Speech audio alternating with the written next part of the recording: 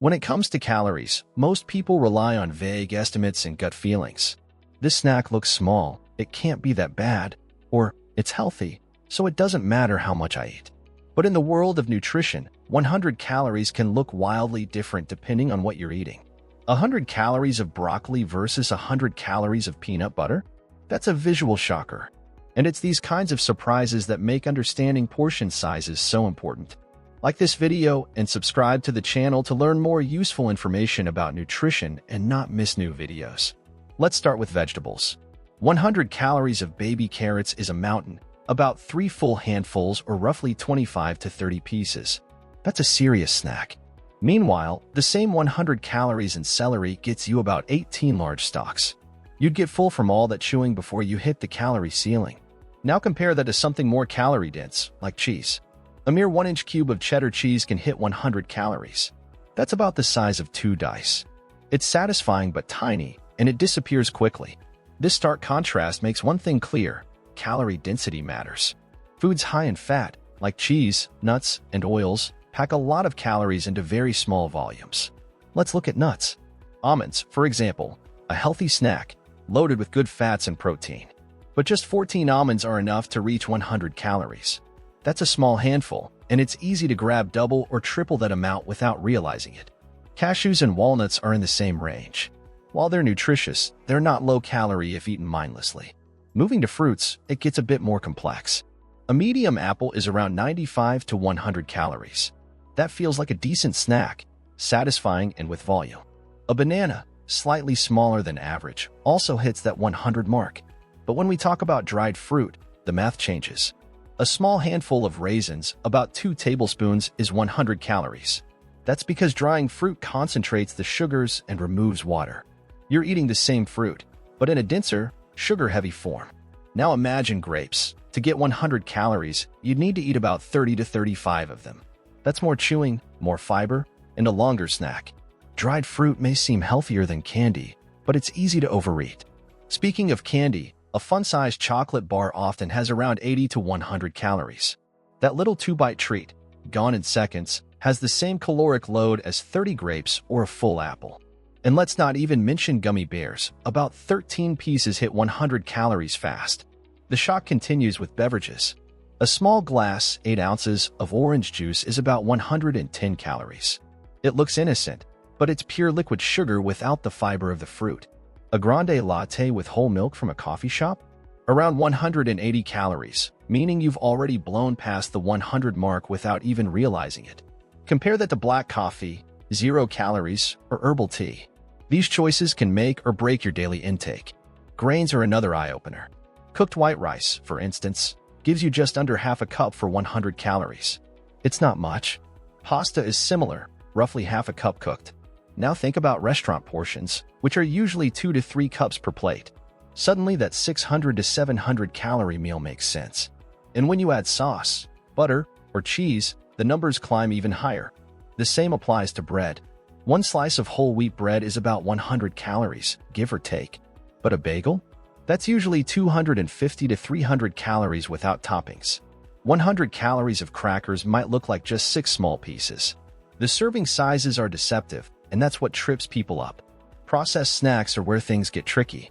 A small bag of chips, often marketed as snack size, hits 100 calories with just 9 to 11 chips. A couple of tablespoons of hummus? That's 100 calories too. Dip those chips in, and you're doubling it easily. This is how people accidentally eat hundreds of extra calories each day. Sauces and condiments can be just as sneaky. 1 tablespoon of peanut butter? Boom, 100 calories. 1 tablespoon of mayonnaise? The same.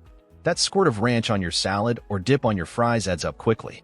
It's not about avoiding these foods, but about understanding what you're consuming. When you visualize your food by calories instead of just by portion, you see how energy-dense your diet really is.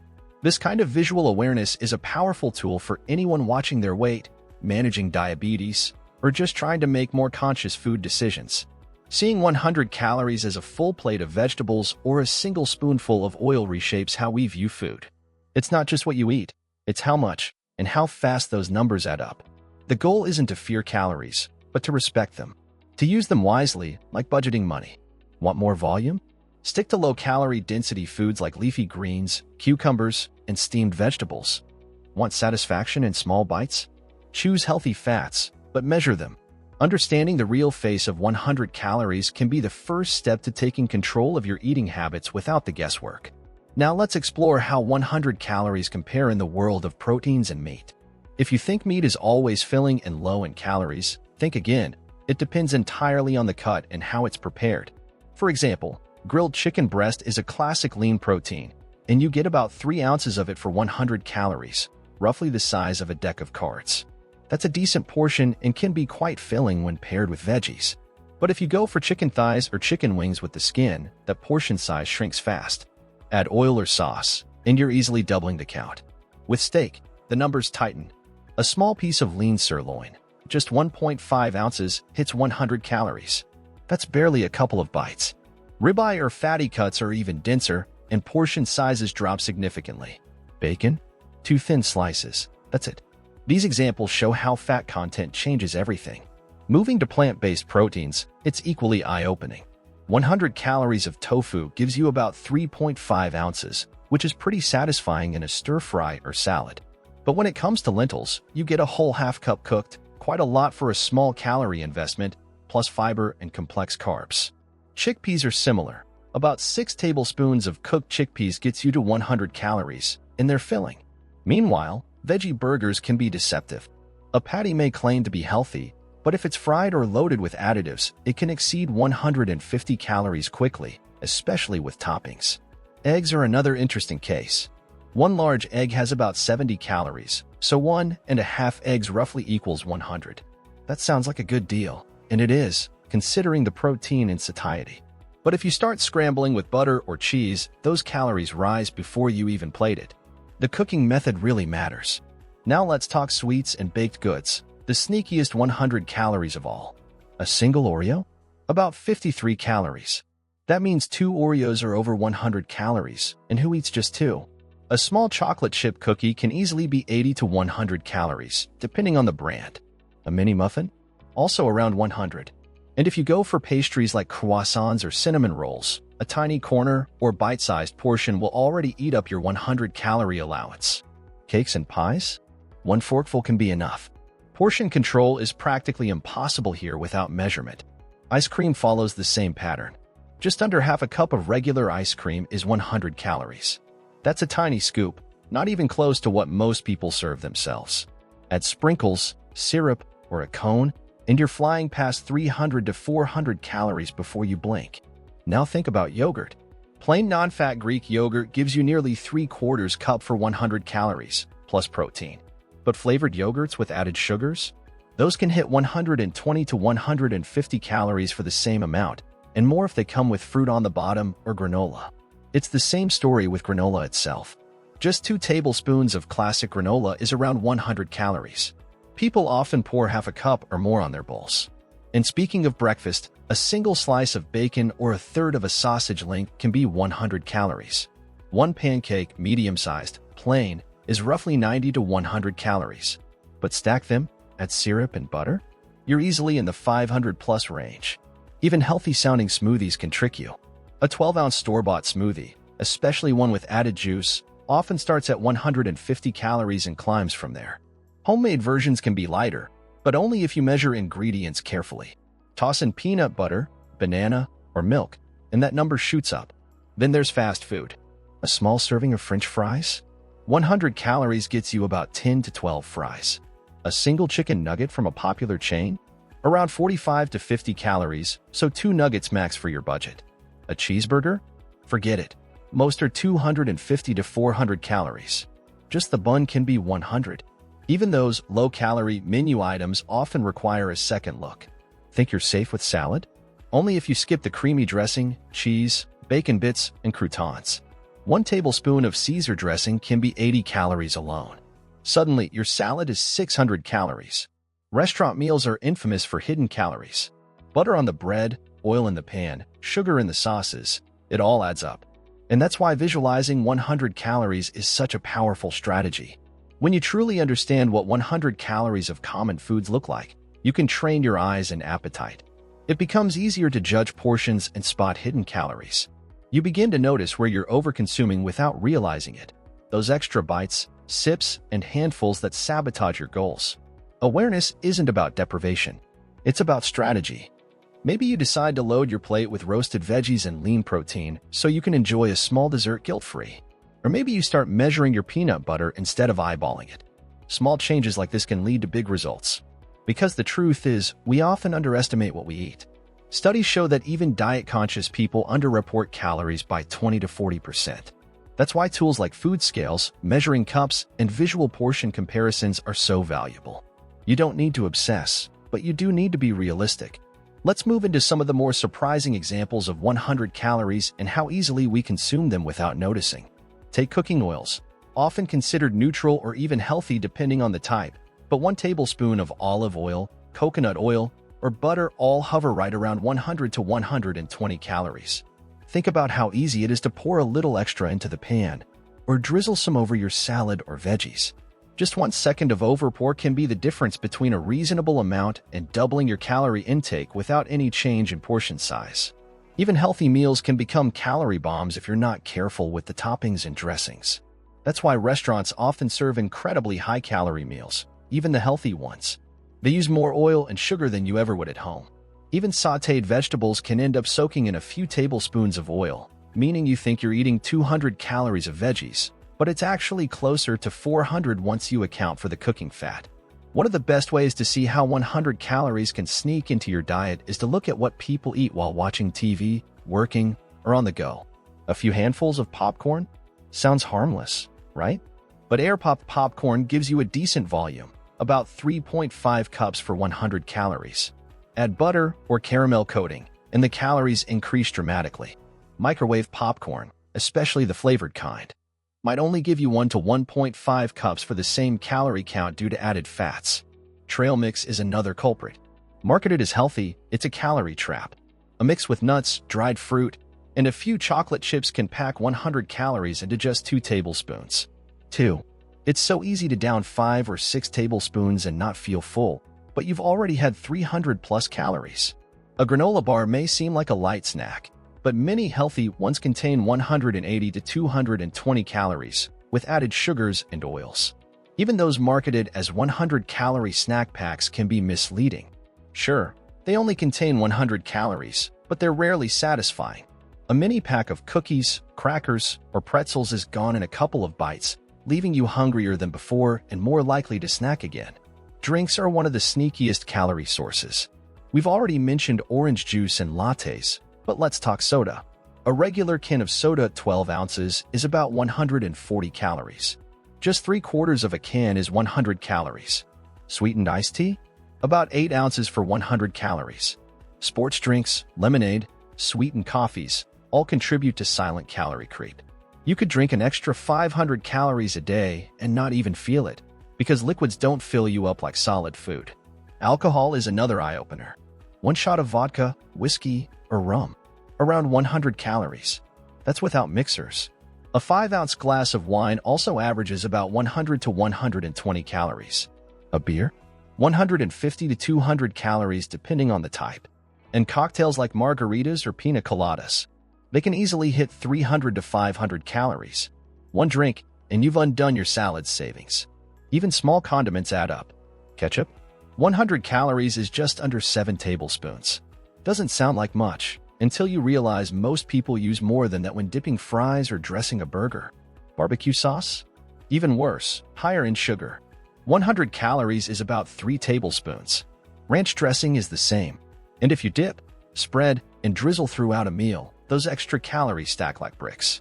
Let's not forget breakfast cereal, another classic trap. A single cup of mini cereals is about 100 calories, but most bowls people pour are 2 to 3 times that. Add milk, and you've doubled the number. And if it's a sweetened cereal, you might be looking at 100 calories in just half a cup. The portion sizes on the box are rarely what people actually eat. This is also true for rice cakes. You can eat 2 plain ones for around 70 to 80 calories, but flavored versions or ones with peanut butter can push each one over 100 calories.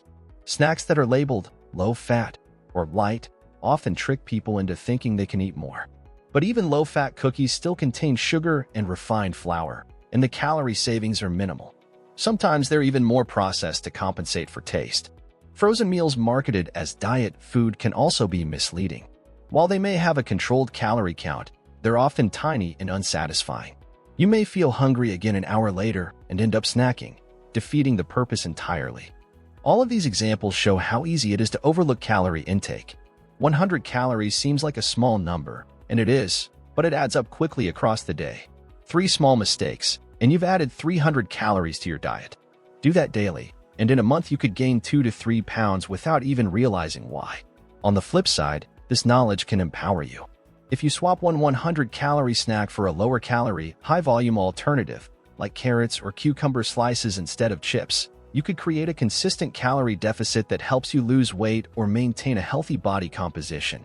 Awareness doesn't mean restriction. It means smarter choices. Understanding the real visual and physical impact of 100 calories helps you build a better relationship with food and gives you the power to make informed decisions without relying solely on labels or trends. To wrap it all up, let's shift our focus from shock and surprise to strategy. Now that you've seen how wildly different 100 calories can look, the big question is, how can you use this knowledge in real life? First, start training your eyes. It's easy to overestimate how much food is on your plate, especially with calorie-dense items like oils, nuts, cheese, and processed snacks. You don't need to weigh and measure everything forever, but try it for a few days. Use a kitchen scale or measuring cups to portion out a few meals and snacks. You'll be amazed at the difference between what you think is 100 calories and what it actually is. This habit builds portion awareness that sticks, even when you stop measuring. Second, plan meals with volume in mind. Want to feel full on fewer calories? Choose foods that give you more volume per calorie. Leafy greens, cucumbers, zucchini, berries, mushrooms, and broth-based soups are all heroes in this category. You can literally fill a plate and feel full, all while staying under your calorie goals. Eating high-volume foods lets you eat more without eating more calories.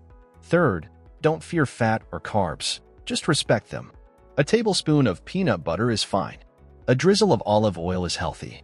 A slice of whole grain bread is great, but it's the extras that sneak up on you. Add a few spoons of hummus, toss in some nuts, top with cheese and creamy dressing, and suddenly your light lunch is over 600 calories. That's not a crime, but it's not always necessary either. Use these ingredients strategically, measure them, enjoy them, and balance them with low-calorie items to build a satisfying, smart plate. Fourth, watch your drinks. Liquid calories are the easiest to overlook because they don't make you feel full. Switch sugary drinks and juices for water, unsweetened tea, or black coffee. If you enjoy alcohol, set a limit and know the numbers. 1 glass of wine, 1 shot of liquor, or 1 light beer is around 100 calories. Anything more should be intentional, not accidental. Keep mixers minimal and avoid pre-made sugary cocktails. Fifth, be mindful of mindless eating. Grazing at your desk, snacking in front of the TV, grabbing bites while cooking, they all seem harmless until you tally the calories. A handful of crackers here, a few spoonfuls of leftovers there, and you're looking at several hundred extra calories a day. The solution? Build intentional snack moments. Put your snack on a plate, sit down, eat it slowly, and stop when it's gone. You'll feel more satisfied and avoid the calorie creep. Sixth, educate yourself about food labels. Low-fat or gluten-free doesn't mean low-calorie. Always check the serving size, the total calories per serving, and the added sugars and fats. Many health products use clever marketing to make their foods look lighter than they really are. Granola, energy bars, protein snacks, and even plant-based foods can all be dense in calories. The more you know, the better you choose. Seventh, build meals that combine low-calorie bulk with higher calorie satisfaction. For example, load a bowl with leafy greens, cucumbers, bell peppers, and tomatoes, all low-cal, then top with a measured spoon of olive oil, some grilled chicken, and a sprinkle of feta. You get satisfaction from the fats and protein, and fullness from the fiber and volume. It's about creating a balance that keeps you happy and on track. Eighth, experiment with swaps. Craving something crunchy? Try air-popped popcorn instead of chips. Want something creamy? Try Greek yogurt instead of ice cream. Craving sweet? Go for a piece of fruit instead of a cookie. These swaps often give you more food for the same calories and help reduce cravings over time. Ninth, remember that a few hundred calories here and there make a big difference. Reducing your daily intake by just 100 to 200 calories, without even feeling deprived, can help with long-term weight loss or maintenance. That's as simple as switching from whole milk to almond milk, using less salad dressing, skipping that second glass of wine, or leaving a few bites behind. And finally, think of food as a budget. Every day, you have a certain amount of calories to spend. Would you rather spend 100 calories on 1 tablespoon of butter or a bowl of berries? Sometimes the butter wins, and that's okay. But it's about being aware of the trade-offs. When you start viewing calories visually and emotionally, seeing how much food you're really getting, you become a smarter eater.